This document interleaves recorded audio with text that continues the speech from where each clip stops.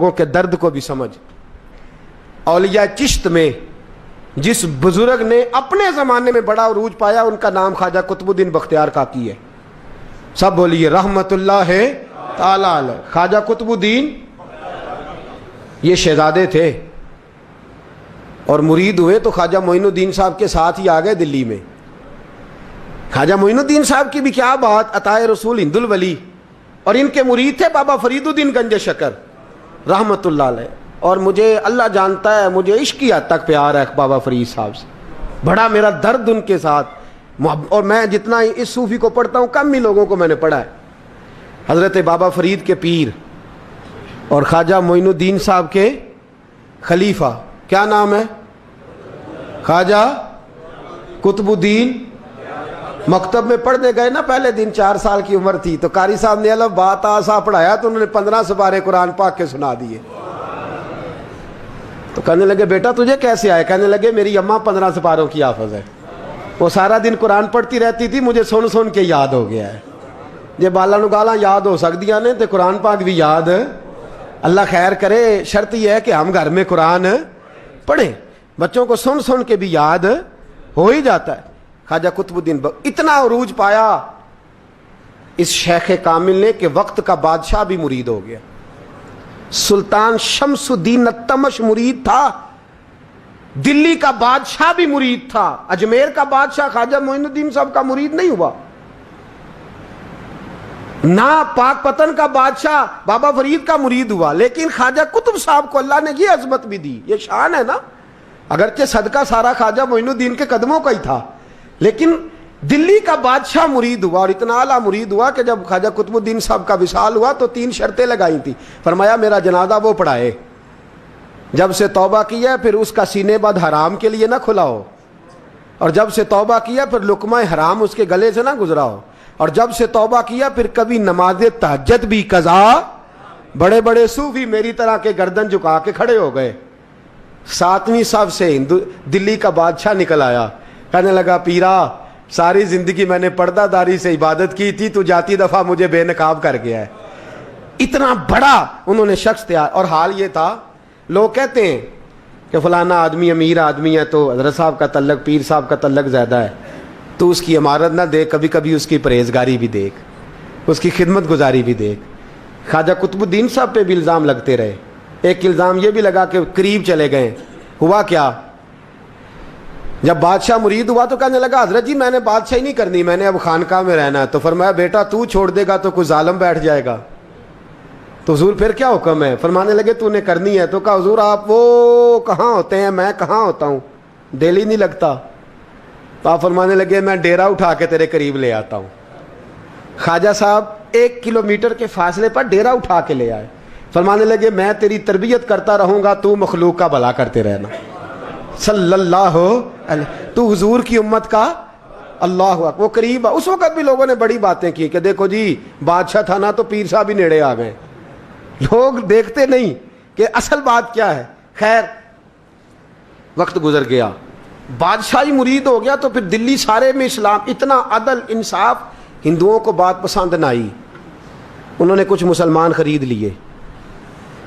سلطان شمس الدین التمش بیٹھا ہے دربار میں، جاگ رہے ہیں نا آپ لوگ سب، کہیے صلی اللہ علیہ.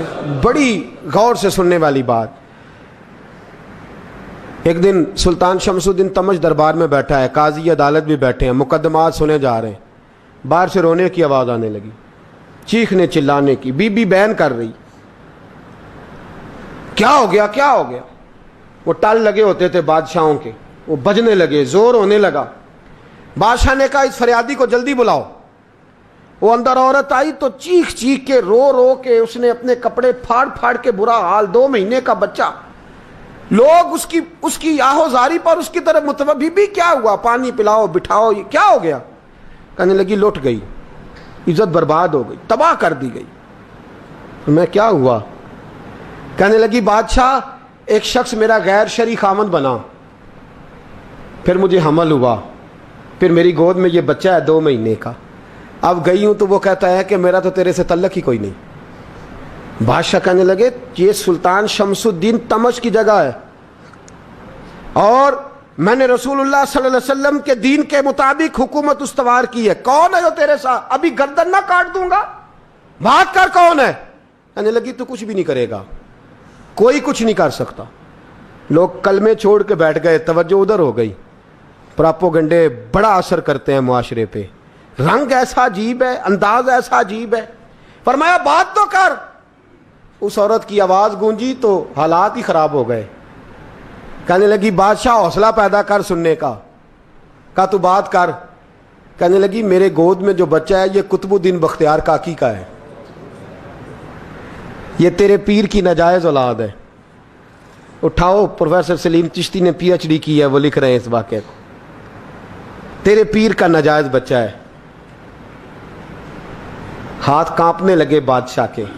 کہنے لگے یا اللہ کبھی تو قیامت برپا کر دے تو معاملہ ٹھیک ہو جائے, میں تیری زبان کھینچ دوں گا تیری گردن. تو نے بات کیسے کی؟ کہنے لگی میں نے کہا تھا نا تیرے اندر حوصلہ نہیں, میری عزت تار تار ہو گئی اور تو پیر بچا رہا ہے. اللہ اکبر. سلطان شمس الدین تمش آسمان کی طرف دیکھ کے کہنے لگے مولا مجھ مجرم کو جس کی برکت سے اٹھا کے تو نے مسجد میں پہنچایا, آج مجھے تو نے کس امتحان میں ڈال دیا؟ یہ کیا رنگ تو نے زندگی کا بنایا ہے. کہنے لگی بلا اسے, اڑا اب گردن. اللہ اکبر. خواجہ قطب الدین بختیار کاکی, ذرا اس جگہ پہ اپنے آپ کو کھڑا کر کے دیکھ میرے دوست. جو شخص دلی کے بازار میں نکلے تو دکانیں بند ہو جائیں, عورتیں گھروں میں گھس جائیں, جس کے نام پر چرچے ہوں دین کے, وہ شخص لاٹھی ٹکاتا ٹکاتا. عرس منانے آسان ہے, ڈھول ڈمکے کر کے گھروں کو جانا آسان ہے, پر ذرا ان کی راہوں کا مسافر تو بن انہوں نے انداز کیا اختیار کیا ہے. حضرت خواجہ قطب الدین بختیار کاکی, خبر پھیل گئی. اتنی شہرت پاکیزگی کی نہیں ہوئی تھی جتنی اس جرم کی ہوئی. لاٹھی ٹکاتے ٹکاتے جب پہنچے نا بادشاہ کے دربار میں, بادشاہ اٹھنے لگا, قاضی اٹھنے لگا, لوگ اٹھنے لگے, تو قطب الدین بختیار کاکی کی آنکھوں میں آنسو آئے. مانے لگے بیٹو بیٹھ جاؤ, آج میں پیر بن کے نہیں آیا, میں مجرم بن کے آیا. اور کہا میرے مالک کا انصاف بھی دیکھو, دلی کا پیر آج دلی کی عدالت میں اپنے نا کردہ جرم کی صفائی دینے آیا ہے. بڑی لاٹھی پہ ٹیک لگائی. دلی کی گلیاں بھی روتی ہیں کہ یہ کیا رنگ, اللہ یہ تیرا کیا رنگ ہے. یہ تے میں گڈی تے ہاتھ ڈور سجن دے, او جنج رکھے اونج رہنا ہے, واجب نہیں جے وچ شریعت, مندہ خسم نو کہنا اے تن میرا کنگھی ہووے. میں زلف سجن دی واواں, پوش میرے دی جتی بن جائے, میں یار دی قدمی آواں. مارو مارو مینوں مار مکاؤ, کوئی یوزر نہ پیش لے آواں, جے سونا ہی میرے دکھ وچ راضی, جے سونا ہی میرے دکھ وچ راضی, تے میں سکھ نو چلے ڈاواں. پر یار فریدا جے کدی مل پے سونا, یار فریدا جے کدی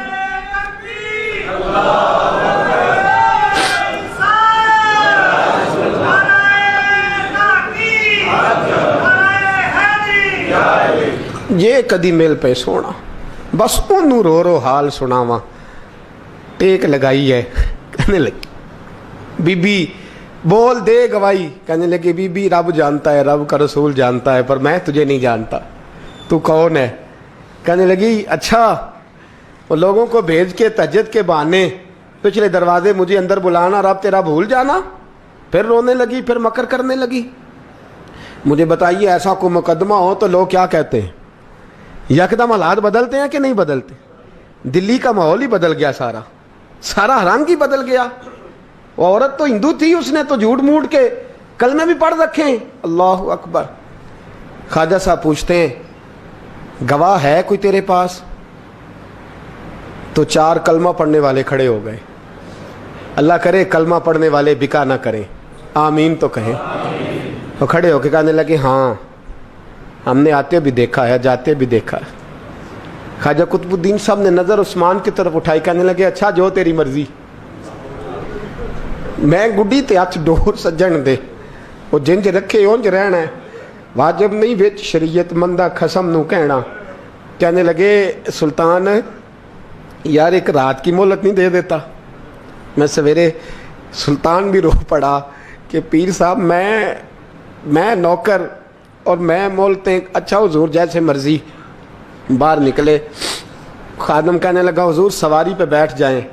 مانے لگے نہیں یار آج پیدل جانا ہے. اس دلی کے چونکوں نے مجھے بڑی سلامیاں دی ہے, ذرا میں دیکھوں تو صحیح دلی کے بازار میری رسوائی پہ کیا کہتے ہیں. مجھے ذرا یہ پتھر بھی کھانے دے, ان کا ذائقہ بھی. پیدل گئے, دنیا سو گئی تو دلی کے بادشاہ نے اجمیر کی طرف منہ کیا. خواجہ معین الدین حیات تھے.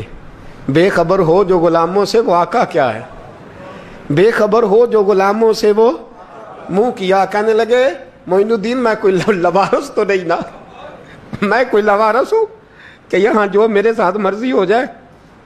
تیری مجبوریاں درست مگر تیرا وعدہ تھا ساتھ دینے کا, وقت آیا ہے. میں کوئی لوارس نہیں کہ اب تو اجمیر میں بیٹھا رہے اور میں دکھ سارا اکیلے برداشت کروں. بڑھاپے کا مجھے بھی پتہ ہے, کمزوری کا مجھے بھی پتہ ہے, ذوف کا مجھے بھی پتہ ہے, پر تتی تھوڑے تھکڑے خاندڑیاں, میں بھی تو تیرے نام تو مفت بھی خاندڑیاں. مجھے بھی تو پتہ ہے نا منم غلام نے علی حیدریم قادریم دمز احمد رضا خامی زنم. میں نے بھی تو اپنا نام نہیں نا جپا, تیرا ہی جپا ہے ساری زندگی. یہ لفظ کہے, کہتے میں رویا.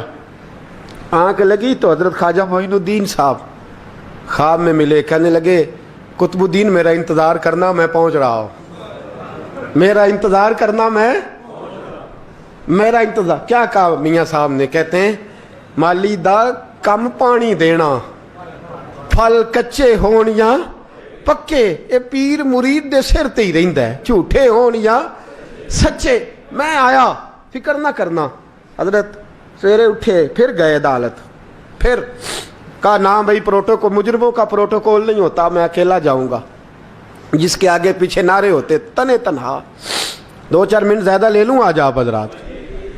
کہتے میں پہنچا عدالت اور جا کے جب کہا نا کہ ہاں جی حضور بتائیے, گواہ بھی خلاف ہے, مقدم بولیں, تو کہنے لگے مجھے میرے شیخ نے حکم دیا ہے کہ میرا انتظار کرنا.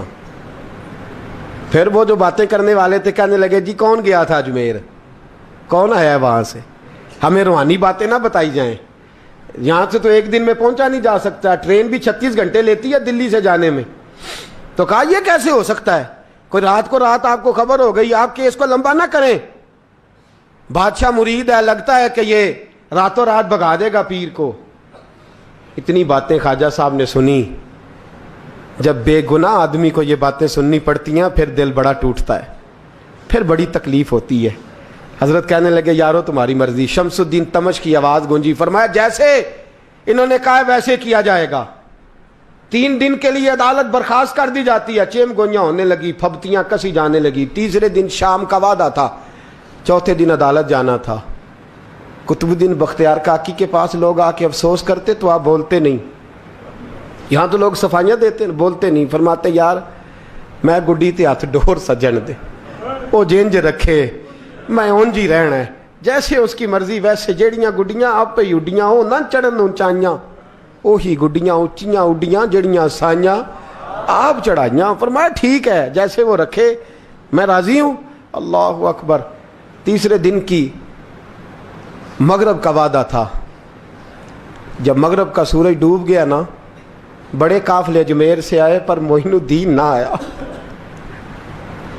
وعدہ کیا تھا یار نے, آؤں گا دن ڈھلے.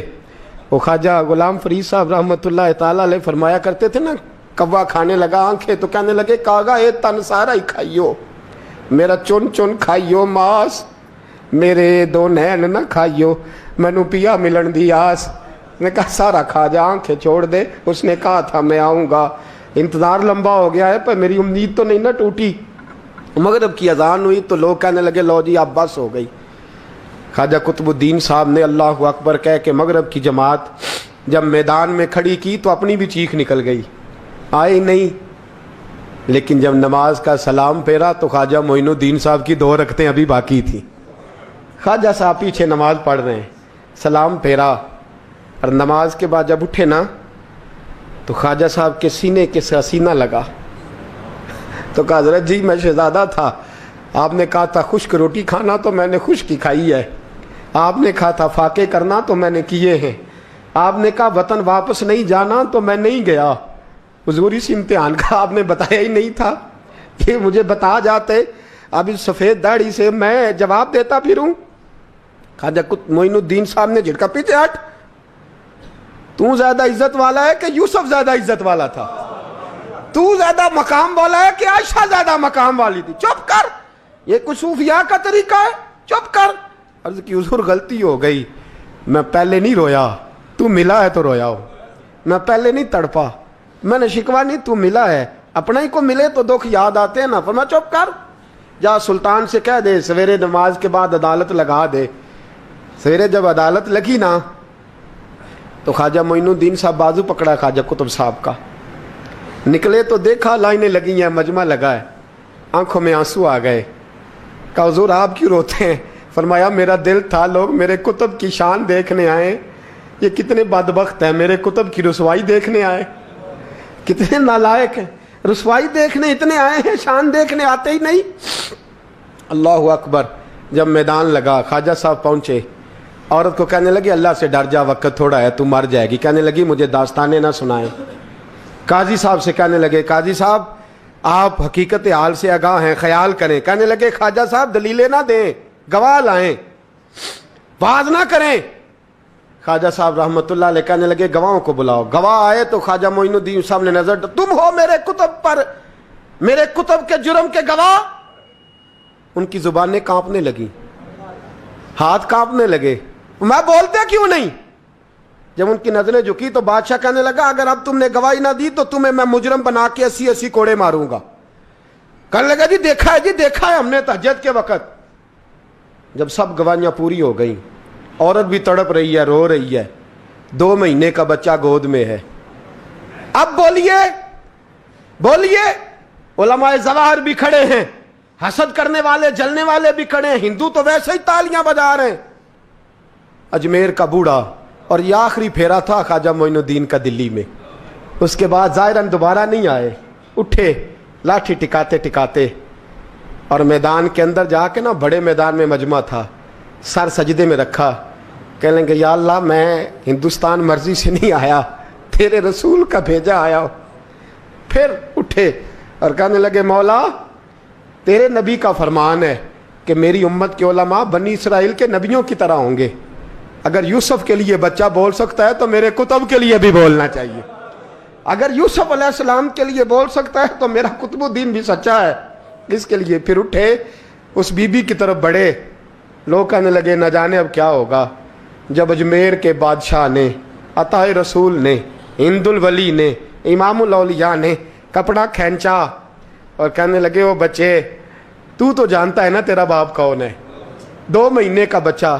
جب نانا بولا تو بی بی کہنے لگی اب کیا کر رہے ہو, بچے بھی کبھی بولنے ہیں. میں بی بی چپ کر, ان اللہ علی کل شیء قدیر, میں کمزور رب کا ماننے والا نہیں, قدرتوں والے رب کا ماننے والا ہوں. وہ چاہے تو بچے بھی بولتے ہیں. قرآن کہتا ہے حضرت عیسیٰ بولے تھے انی عبداللہ آتانی الکتاب. مریم بھی تو ولی اللہ تھی, وہ نبی تو نہیں تھی. اگر ولی اللہ بنی اسرائیل کا ہو بچہ بول سکتا ہے, تو اگر ولی اللہ محمد عربی کی امت کا ہو تو بچہ پھر بھی بول سکتا ہے. یوں کپڑا ہٹایا, بچہ بول. 2 مہینے کا بچہ ماں کی گود میں اٹھ کے بیٹھ گیا اور بچہ بول کے کہنے لگا السلام علیکم یا ولی اللہ. جب یہ لفظ ادا کیے تو نعرے لگنے لگے, لوگ رونے لگے. بی بی بے ہوش ہو کے گری, فرمانے لگے مجھے سلام نہ کر, میرے کتب کی بات بتا. کہنے لگا قسم ہے اللہ کی عزت کی, وہ سامنے مجمع جو سردار بیٹھا ہے وہ میرا باپ ہے. قطب الدین تو بے گناہ ہے, قطب الدین تو بے گناہ ہے, میرا باپ تو وہ بیٹھا ہے. یہ قاضی بھی سازش میں شریک ہے. کئی مسلمان خریدے گئے, یہ گواہ خریدے گئے. جب گواہی ہو گئی, بچہ یہ لفظ کہہ کے اللہ اکبر کہتا ہوا پھر چپ کر گیا. خواجہ قطب الدین صاحب کا بازو پکڑا, خواجہ معین الدین صاحب نے مجمع سے باہر نکلے. لوگ کہنے لگے حضور آپ کچھ بولتے نہیں. فرمانے لگے جس نے بولنا تھا وہ بول چکا ہے, جس نے بولنا تھا وہ جو جادو, وہ جو سر چڑھ کے بولے. فرمایا تم نے افواہوں پہ نظر رکھی اور میں نے اللہ کی قدرت پہ نظر رکھی. تم نے اس کے کردار کو جھنجھوڑا اور میں نے اس کے کردار کو تعمیر کیا. حضرت سلطان شمس الدین تمش بھی پیچھے دوڑے، کہا حضور کہاں لے جا رہے ہو؟ فرمایا کتب میرا آیا، میں جمائر ساتھ لے کے جا رہا ہوں، اب میں نے اپنا بچہ تمہارے سپرد، اب میرے پاس رہے گا، تم نے ستایا میری اولاد کو، اب یہ میرے پاس رہے گا، میں نے نہیں تمہیں دینا۔ لوگ راہیں بچھا کے، نظریں بچھا کے بیٹھ گئے، پاؤں میں گر گئے، کہنے لگے حضور ہمارے لیے نہیں، رسول اللہ کے دین کے لیے، ہمارے لیے نہیں، تعمیر شریعت کے لیے، ادائے سنت کے لیے چھوڑ جائیے۔ خواجہ صاحب کہنے لگے قطب الدین جا، تجھے چھوڑ کے جاتا ہوں، اب قیامت تک کوئی تیری رسوائی کی جرت نہیں کر سکے گا۔ عزیز یاد رکھ، نہ افواہوں پہ لگا کریں، نہ کسی برادری، کسی قوم، کسی شخص کے بارے میں ایسی باتیں، یہاں تو لوگ گڑ گڑ کے چیزیں لاتے، گڑ گڑ کے چیزیں لاتے، اور جن کی ہیں ان کے پاس بڑے دلائل ہیں اپنی صفائی پیش کرنے کے لیے، جو غربا مساکین ہوتے ہیں